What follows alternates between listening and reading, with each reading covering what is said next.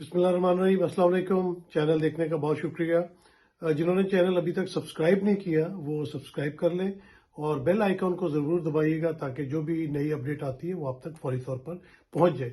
आज माफियाज के बारे में बात करते हैं। माफियाज और इमरान खान माफियाज के कितने खिलाफ था या कितना खिलाफ है ये मैं आपको बताता हूँ। अभी पिछले दिनों मैं एक प्रोग्राम में बैठा हुआ था तो वहाँ पे नून लीग के एक MNA हैं, बड़े अच्छे दोस्त भी हैं और बड़े अच्छे इंसान भी हैं। चिन्योट से उनका ताल्लुक है, कैसर शेख साहब। उन्होंने बात की, देखिए जी वो माफियाज से बड़े तंग है। ये जो माफियाज है ना इनको तोड़ना पड़ेगा, महंगाई की वजह बताते हुए माफियाज के बारे में बड़ा रो रहे थे। तो मैंने उनसे पूछा, हुकूमत आपकी है, 35 साल से आप दोनों पार्टियां हुकूमत कर रही हैं, तो माफियाज पे क्यों नहीं हाथ डालते? और माफिया है कौन एक्चुअली? मैं आपको एक वाकया सुनाता हूँ इमरान खान दौर का कि माफियाज किस तरह ऑपरेट करते हैं। माफिया क्या है? माफियाज कार्टल्स ही है ना बने हुए, हमारे मुल्क में भी हैं, बेशुमार है। मतलब शुगर कार्टल है, माफिया कह लें उसको आप। आटा माफिया है, जखीरा अंदोजी माफिया है, दवाई माफिया है। ये हर तरफ ऑपरेट कर रहे हैं, लेकिन किस तरह इनके काम चलते हैं? लाजमी बात है कि इनके हुकूमती अहदेदारों के साथ, ब्यूरोक्रेसी के साथ ताल्लुकात होते हैं, उनसे इनको शफकत भी मिलती है और प्रोटेक्शन भी मिलती है। और एक सबसे बड़ा माफिया तो स्मगलिंग माफिया है। स्मगलिंग किस तरह हो जाती है? चलो बाकी माफिया, जखीरा अंदोजी मुल्क के अंदर हो रही है, शुगर माफिया मुल्क के अंदर बनी हुई है, आटा पाकिस्तान के अंदर बना है। स्मगलिंग तो बैरून ममालिक से आती है ना, तो फिर हमारी सरहदों से किस तरह अंदर दाखिल हो जाती, कस्टम मकाम इसके कितने जिम्मेदार है, इसके ऊपर भी बात करेंगे। तो इमरान खान साहब हमेशा माफियाज के खिलाफ रहे और उन्होंने, आपने देखा कि अपने दौरे हुकूमत में उनके बहुत करीबी तरीन जो दो साथी थे, जहांगीर तरीन साहब और अलीम खान साहब।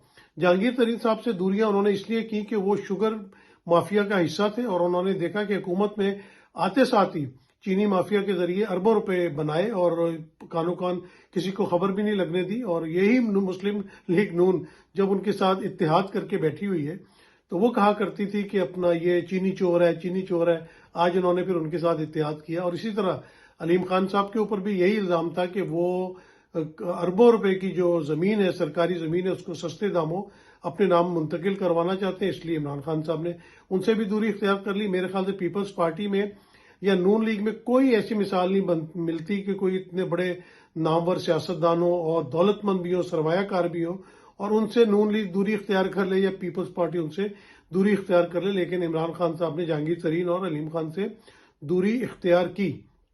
इमरान खान अपने दौर में माफियाज पे भी हाथ डालना चाहते थे, क्योंकि अगर माफियाज पे हाथ डल जाता है तो अवाम को उसका डायरेक्ट फायदा जो अवाम को मिलता है। लेकिन आपको पता है कि माफियाज इतने स्ट्रांग हैं कि उन्होंने इमरान खान साहब की हुकूमत खत्म करवा दी। इमरान खान साहब के दौर का मैं आपको एक वाकया सुनाता हूँ कि वो कितने सिंसियर थे और माफिया कितना हट धर्म था। कि इमरान खान साहब ने अपने दौर में FBR को इंस्ट्रक्शंस की थी कि आपने शुगर माफिया पे हाथ डालना है और ये जितने भी प्रोडक्शन होती है इसके ऊपर नजर रखनी है और आपने इनसे प्रॉपर टैक्स कलेक्शन करनी है, एक्साइज ड्यूटी कलेक्ट करनी है।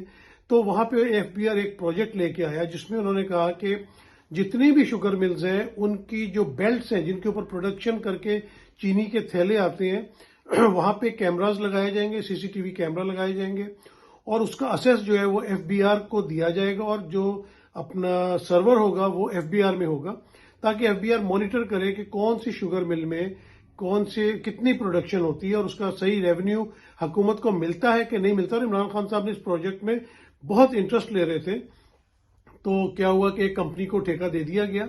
उस कंपनी के लोग जाते थे वहां पे कैमरा नस्ब करने की कोशिश करते थे। तो कई शुगर मिल वालों ने तो उनको असेस ही नहीं दी।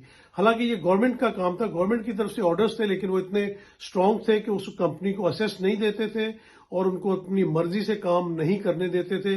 अगर किसी शुगर मिल ने कैमरे लगवा भी लिए थे तो उन्होंने उन कैमरों को डैमेज कर दिया या उससे प्रोडक्शन का पता नहीं चल पाता था और ये प्रोजेक्ट इसी तरह हमेशा की तरह जो है वो जाया हो गया और माफिया उसमें कामयाब हो गया। फिर उसके बाद एक और कंपनी को, बाहर की कंपनी थी, उनको प्रोजेक्ट दिया गया कि हर बोरी जो पैक होगी उसके ऊपर एक स्टिकर या उसके ऊपर एक मोहर लगेगी और उसमें भी फिर माफिया ने 2 नंबरी की। उस प्रोजेक्ट को भी उन्होंने फेल कर दिया। तो ये प्रोजेक्ट जो फेल कर दिए जाते हैं तो वो इतने ताकतवर हो जाते हैं, आप सियासी कारकुनों को, सियासी रहनुमाओं को तो झूठे मुकदमों में गिरफ्तार करके आप महीनों उनके ऊपर ट्रायल भी नहीं चलाते और उनको पाबंद सलासल रखते हैं। लेकिन जो ताकतवर है वो उस माफिया पे तो कोई भी हाथ नहीं डालता। उधर तो आप कोई گرفتاری نہیں کرتے، ان سے تو کوئی ریکوری نہیں ہوتی، وہ تو دندناتے پھر رہے۔ پاکستان میں آٹا مافیا ہو، مرچ مافیا ہو، دودھ مافیا ہو، ہر طرح کے تو مافیا عوام کے اوپر چھوڑے ہوئے، اور عوام بیچاری پستی رہتی ہے، اور یہ سارے معاملات جو ہے وہ برداشت کرتی رہتی ہے۔ اسمگلنگ بھی آپ دیکھ لیں ملک کے اندر ہو رہی ہے، جتنے بھی آپ بڑے بڑے سٹورز میں جائیں گے وہاں پہ آپ کو امپورٹڈ آئٹمز جو عام آدمی کو جو ہے وہ لانا منع ہے۔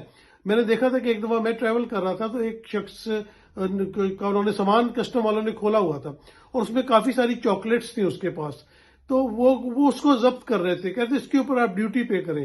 حالانکہ جب بیرون ملک ہم لوگ پاکستان واپس جاتے ہیں تو ہمارے عزیز و اقارب، ہمارے وہاں بچے بھتیجے بھانجے، ان کو انتظار یہی ہوتا ہے کہ ابھی ماموں چاچا تایا آئیں گے تو کوئی نہ کوئی گفٹ لائیں گے، اور چاکلیٹ اس قسم کی چیز ہے کہ جو چھوٹے بچوں کے لیے ہوتی ہے۔ اب اوورسیز جو ہے وہ ایک بیگ کے اندر جو ہے وہ ٹافی چاکلیٹ بھی لے کے نہیں جا سکتے اپنے بچوں کے لیے، جبکہ پورے کے پورے کنٹینر جو ہے وہ اسمگل ہو کے پاکستان پہنچ جاتے ہیں۔ تو یہ مافیاز کا رول ہے۔ عمران خان کی حکومت ختم کرنے میں صرف بیوروکریسی، ادارے، اسٹیبلشمنٹ یا سیاستدانوں کا ہاتھ نہیں تھا، اس میں مافیاز بھی بہت زیادہ الرٹ تھے، کیونکہ ان کو پتا تھا کہ یہ عمران خان واحد بندہ ہے جو مافیا سے بھی لڑ رہا ہے، اور یہ لالچ بھی نہیں کرتا، یہ ایماندار آدمی ہے، یہ کسی سے پیسے بھی نہیں لے گا، اور یہ ہمارے لیے مشکلات پیدا کرے گا۔ آپ دیکھیں کہ جس ملک کے اندر لوگ بیماریوں سے مر رہے ہوتے ہیں، پتہ نہیں کتنی مشکلات سے لوگ علاج کے پیسے جمع کرتے ہیں، اپنی دوائیوں کے پیسے جمع کرتے ہیں، وہاں پہ ان کو جعلی دوائیاں تک سپلائی کر دی جاتی ہیں۔ جتنے سرکاری ہاسپٹلز ہیں وہاں پہ مافیاز بیٹھے ہوئے ہیں، دوائیاں چوری ہوتی ہیں، وہاں پہ سستے داموں لی جاتی ہیں، جعلی دوائیاں لی جاتی ہیں۔ مطلب عوام کے ساتھ آپ کیا سلوک کرنا چاہتے ہیں؟ عوام کو کسی جگہ تو آپ چھوڑ دیں، ووٹ آپ ان کا چوری کرتے ہیں، پیسے ان کے آپ چوری کرتے ہیں، دوائیاں ان کو جعلی دیتے ہیں، خوراک ان کے بچوں کو جعلی دیتے ہیں، دودھ جعلی دیتے ہیں۔ مطلب اس ملک کا کیا بنے گا؟ اور انہیں سب چیزوں سے لڑنے کے لیے عمران خان میدان عمل میں آیا تھا، عوام تو اس کا ساتھ دے رہی ہے، لیکن باقی مافیاز جو ہے وہ کام نہیں کرنے دیتے۔ سی پیک کا اکثر ذکر ہوتا تھا، یہاں پہ بھی میں آپ کو عمران خان کا ایک واقعہ سناتا چلوں۔ جب عمران خان صاحب کی حکومت تھی اور اس وقت کے آرمی چیف تھے جنرل قمر جاوید باجوہ صاحب، تو ہمیں محمد ڈیم بلایا گیا اور وہاں پہ اوپننگ سیریمنی تھی، تو میں نے دیکھا وہاں پہ ایک اینٹ بھی نہیں تھی۔ اوپننگ سیریمنی ہوئی اور سب لوگ گھروں کو واپس آ گئے، تو میں نے یہی سوچا کہ جس طرح تختیاں لگتی ہیں پروجیکٹ، پھر اس کے بعد بنتے ہیں نہیں بنتے ہیں، بہرحال 2 سال بعد پھر دوبارہ پرائم منسٹر ہاؤس سے انویٹیشن آئی، اس میں ہم پھر دوبارہ جب وہاں گئے تو ہم نے دیکھا کہ کتنا کام وہاں پہ ہو چکا ہے، چائنیز انجینئر موجود تھے، ہم نے ان کے انٹرویوز کیے، تو بڑی تیزی کے ساتھ کام چل رہے تھے۔ آپ چلے چھوٹی سی بات ہے، یہی دیکھ لیں کہ جب عمران خان صاحب کی حکومت کو ختم کیا گیا، پی ٹی آئی کی حکومت کو ختم کیا گیا، تو کیا کہا گیا؟ جی ہم نے ریاست بچانے کے لیے اپنی سیاست قربان کی۔ آپ نے کوئی سیاست قربان نہیں کی، آپ نے تو آتے ساتھ ہی اپنے کیسز معاف کروائے، نیب ترامیم کی، آپ نے تو فوری طور پہ سارے بینیفٹس اٹھانے شروع کر دیے۔ اور جی عمران خان کے دور میں ملک دیوالیہ ہونے جا رہا تھا، کہاں سے دیوالیہ ہونا جا رہا تھا؟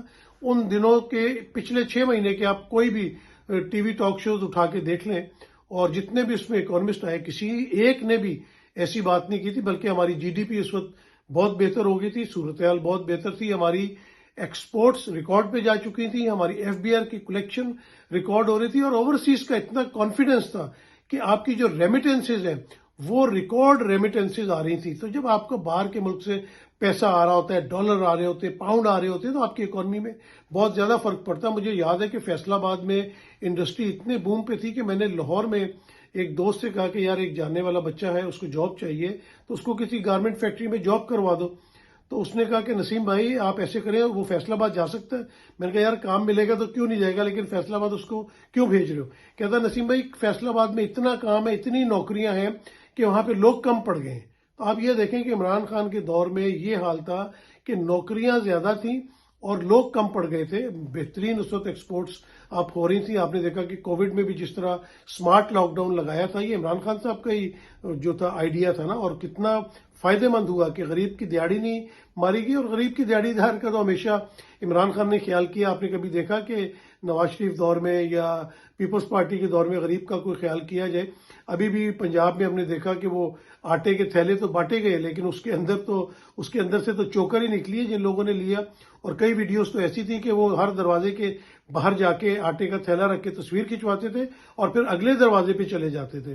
تو عوام کے عوام کے 2 وقت کی روٹی بھی آپ چھین لیتے ہیں، اگر عوام کو کوئی سہولت ملنے لگتی ہے وہ بھی چھین لیتے ہیں، لیپ ٹاپ آپ اپنے گھر لے جاتے ہیں، پیلی ٹیکسیاں آپ نے اپنے کارکنوں میں بانٹ دی۔ تو عمران خان تو کارکنوں کے لیے کام کر رہا تھا. لنگر خانے سے لے کر آپ احساس پروگرام تک دیکھ لیں, عمران خان نے عوام کے لیے کیا اور ہمیشہ عوام کے لیے کیا. عمران خان کو نہیں پتا کہ شوکت خانم کے کیا معاملات چل رہے ہیں, وہ تو 6 مہینے سے جیل میں بیٹھے ہوئے ہیں.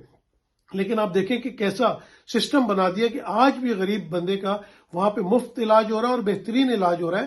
تو عمران خان یہی چاہتے تھے کہ پاکستان کا بھی سسٹم اس قسم کا بنا دیا جائے کہ غریب عوام کو جو ہے وہ بینیفٹ ملے اور غریب عوام تک جو ہے وہ 2 وقت کی روٹی ملے, اس کے بچے جو ہے برسر روزگار ہوں, ایک عزت کی اپنا زندگی گزار سکیں. اور آپ کو پتا ہے کہ پاکستان میں ہر گھر میں اولڈ ایج ہو یا بیماریاں کتنی ہوتی ہیں, لوگ آپریشن نہیں کرا سکتے, کوئی چھوٹا آپریشن ہے, بڑا آپریشن ہے, علاج کرانے کے لیے ان کے پاس پیسے نہیں ہوتے, دوائیوں کے ان کے پاس پیسے نہیں ہوتے, لوگ کتنے کتنے سال جو ہے بیماریوں میں مبتلا رہتے ہیں. اور عمران خان صاحب نے جب صحت کارڈ انٹروڈیوس کرایا تو اتنی عوام میں ان کو اس بات کی پذیرائی ملی. میں نے خود لوگوں کو خوش ہوتے دیکھے. ہماری ایک ملازمہ تھی, وہ بڑی خوش تھی کہ میرا شوہر 2 سال سے بیمار تھا, مختلف جگہ پہ علاج کے لیے جاتے تھے اور وہ آپریشن کا بتاتے تھے, لیکن میں آپریشن نہیں کرا پاتی تھی. اور عمران خان کے ہیلتھ کارڈ کی وجہ سے میرا شوہر کا پرائیویٹ ہاسپٹل میں بڑا اچھا آپریشن ہو گیا. تو عمران خان کی یہی پالیسی تھی کہ وہ اوپر سے جتنے بینیفٹس ہیں وہ نیچے عوام تک پہنچانے دینا چاہتے تھے, جس کی بہت زیادہ تکلیف تھی ہماری اسٹیبلشمنٹ کو, ہماری بیوروکریسی کو اور ہمارے سیاستدانوں کو.